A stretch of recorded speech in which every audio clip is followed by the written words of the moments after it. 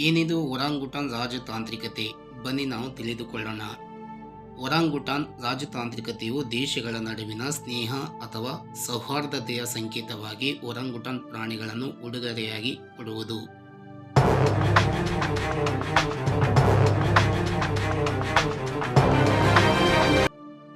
ಒರಾಂಗುಟಾನ್ಗಳು ತಮ್ಮ ವಿಶಿಷ್ಟವಾದ ಕೆಂಪು ತುಪ್ಪಳಕ್ಕಾಗಿ ವ್ಯಾಪಕವಾಗಿ ಗುರುತಿಸಲ್ಪಟ್ಟಿವೆ. ಇವುಗಳನ್ನು ಮರದಲ್ಲಿ ವಾಸಿಸುವ ಅತಿದೊಡ್ಡ ಸಸ್ತನಿಗಳೆಂದು ಪರಿಗಣಿಸಲಾಗಿದೆ. ಒರಾಂಗುಟಾನ್ಗಳು ಹೆಚ್ಚು ಬುದ್ಧಿವಂತ ಪ್ರಾಣಿಗಳು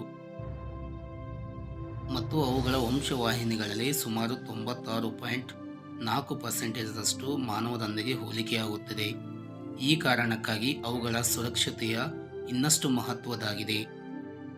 ಒರಾಂಗುಟ ಜಾತಿಗಳು. ಒರಾಂಗುಟಗಳಲ್ಲಿ 3 ಪ್ರಕಾರದ ಜಾತಿಗಳಿವೆ: ಬೋರ್ನಿಯನ್ ಒರಾಂಗುಟನ್, ಸುಮಾತ್ರನ್ ಒರಾಂಗುಟನ್, ತಪನ್ಮುನಿ ಒರಾಂಗುಟನ್.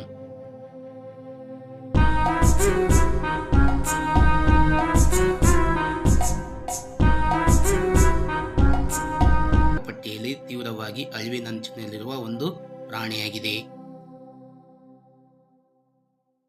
ಜೈವಿಕ ರಾಜತಾಂತ್ರಿಕತೆಯು ದೇಶಗಳ ನಡುವಿನ ಸ್ನೇಹ ಸೌಹಾರ್ದತೆಯ ಸಂಕೇತವಾಗಿ ಪ್ರಾಣಿಗಳನ್ನು ಉಡುಗೊರೆಯಾಗಿ ಕೊಡುವುದು ಅಥವಾ ಸಾಲವಾಗಿ ನೀಡುವುದು ಒಳಗೊಂಡಿದೆ.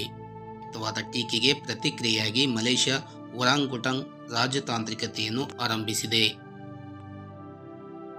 ಮಲೇಷ್ಯಾ ರೀತಿಯಲ್ಲಿ ಜೈವಿಕ ರಾಜತಾಂತ್ರಿಕೆ ಇತ್ತೀಚೆಗೆ ಕೆಲವು ಉದಾಹರಣೆಗಳಿವೆ. ಪಾಂಡಾ ರಾಜತಾಂತ್ರಿಕತೆ ಚೀನಾ, ಆನೆ ರಾಜತಾಂತ್ರಿಕತೆ ಏಷ್ಯಾ, ಕೋಲಾ ರಾಜತಾಂತ್ರಿಕತೆ ಆಸ್ಟ್ರೇಲಿಯಾ.